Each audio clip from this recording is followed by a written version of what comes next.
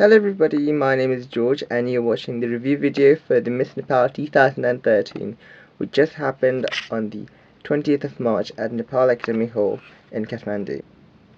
The event started with all the 18 lovely finalists dressed up in bright and colourful saris, and they walked on the stage. Each girl introduced themselves, although there were some technical errors with the sound and also the visual clipping were a little bit of a problem for few contestants, but it went pretty well from there. The MCs were Malvika Subba, Miss Nepal 2002, and Sanjay, who is a local MC at NTV. The names of the 10 semi-finalists were announced, and they were as follows. Number 3, Sipora Guring. Number 6, Ishani Shrestha. Number 9, Shritima Shah. Number 10, Pratima Giri. Contestant number 11, Oshima Bani. Contestant number 12, Raksha Thapa. Contestant number 13, Rojisha Shahi Thakuri. Contestant number 14, Ashmita Sitaula. Contestant number 15, Simi Muktang. And last but not the least, contestant number 18, Rojisha. They were the 10 semi-finalists, and all the 10 semi-finalists were given a chip of names of the judge. There were 11 judges, but one of them was a special judge, so the remaining 10 judges each asked individually to each of the girls, and I'm just gonna summarize how most of them are in average answered.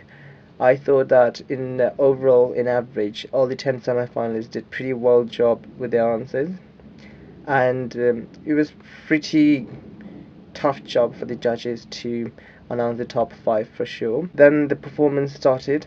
I believe there were 2 performances so far on the show. One of them was a boys' dance crew. I'm not exactly sure what their name was.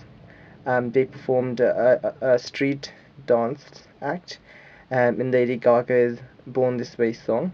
The song for me is a little bit outdated by now. I mean, it's been here for, what, 2 or 3 years, or even more.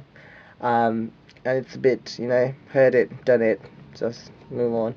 Another performance was done by Miss Nepal 2005, Priyanka Kaki. I think she performed her own song from her own Nepali movie. I'm not exactly sure because I haven't seen any of her movies yet. I thought her performance was pretty lackluster. I'm not really a fan of item songs to start off with, and her was a little bit, for me, I felt like it was more like a Bollywood copy of a very vulgar type of song and dance performance. So I was slightly disappointed with the performances yet again this year as well. And the names of the top 5 finalists were announced. In random order, they were number 3, Sipora Guring, number 13, Rojisha Shahi Thakuri, number 9, Shritima Shah, number 6, Ishani Shrestha, and number 15, Simi Mukhtar. Well, the top 5 was for me a little bit random. I mean, I did expect quite a few girls from the top 10 who did not made it to be in top 5, like my own favorite, Rojisha. But, well, it's competition, and I guess judges liked these top 5 girls more than the other ones.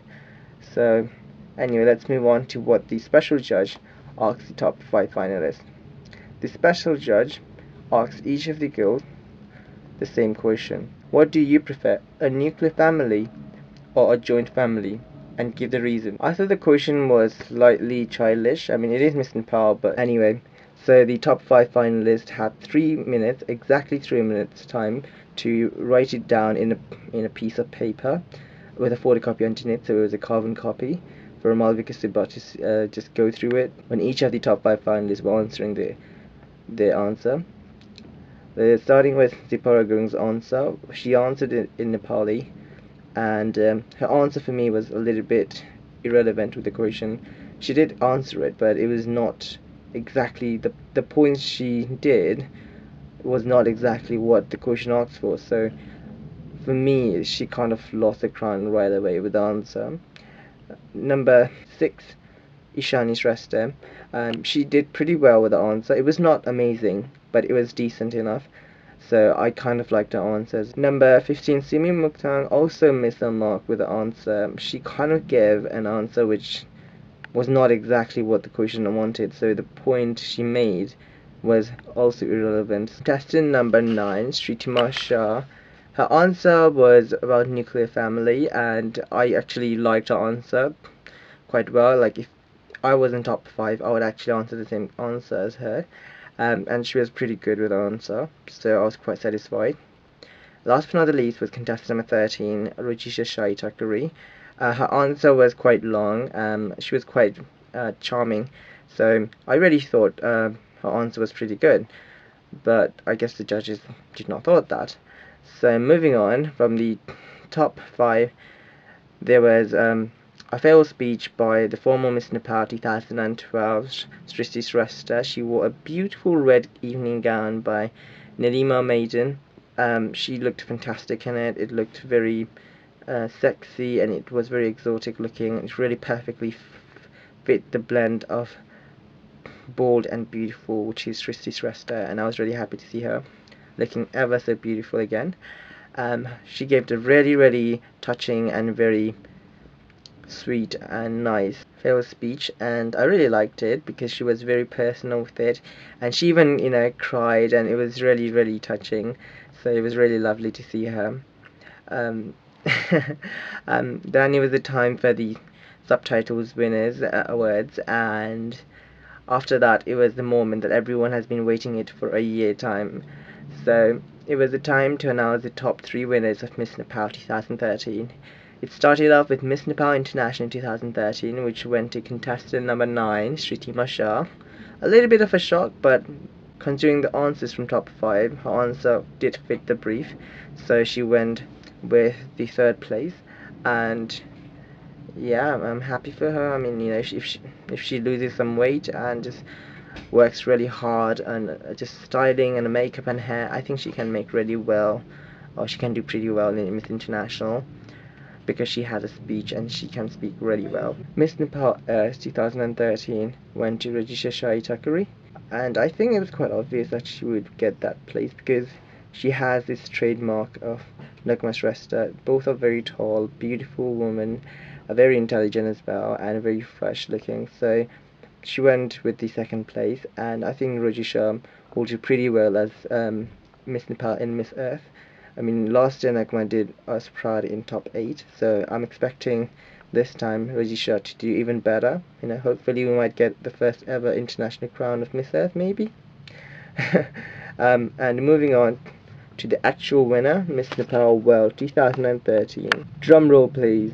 Fanta the Hidden Treasure, Miss Nepal 2013, went to Ishani Shrestha, contestant number 6. For me, it was not a shocker after knowing who the top 2 were, um, remaining with Simi and Sipora. Ishani was obviously the choice because her answer was probably one of the best. The way she delivered was really good, and throughout the competition she did pretty well. Even in the final night, throughout the night, she had a very good stage presence and she looked very lovely. I'm not a big fan of the gowns, by the way, just letting everyone know the gowns were pretty horrible. Next year, please do not let this designer, whoever he was, I have no idea, this boutique, to sponsor the girls again. You can do better, Miss Nepal organization. Moving on to Ishani, I think she's a really good choice for Miss World because she has a good stage presence. She's not as beautiful as Shresti, as people probably know, but I think she has a charm about her, and I think that's gonna probably help her to get some placement in Miss World, hoping that this time we will get maybe top 15. So overall, with the results, I'm actually pretty satisfied with the top 3, even though some girls I really liked didn't made it far. But I think that the results were very deserved, well deserved to the top 3 winners, because I think the judges were looking at the answers more than the looks. And yeah, I mean, what else can I say? I mean, if the judges were looking for international potentials, there were girls who were eliminated quite early in the competition.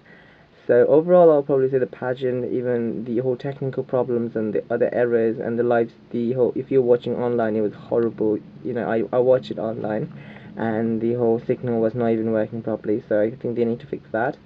But overall, I think the pageant was actually quite upgraded, but compared to last year when they did it in like a small tent outside, which was horrible. So this year the indoor was pretty good, setting was good, location was well, the way people arranged the seat was actually good. So well done for that, Miss Nepal organization. But for the next year, I would like to see more taller girls, girls who are more international pageant potentials, more than just being Miss Nepal, because it's about representing us Nepalese to the international arenas. And that's all I want to say in this video. So hopefully I will see you guys next year at Miss Nepal 2014 review video that I will be doing. So till then, I will see you guys soon. Take care. Bye bye.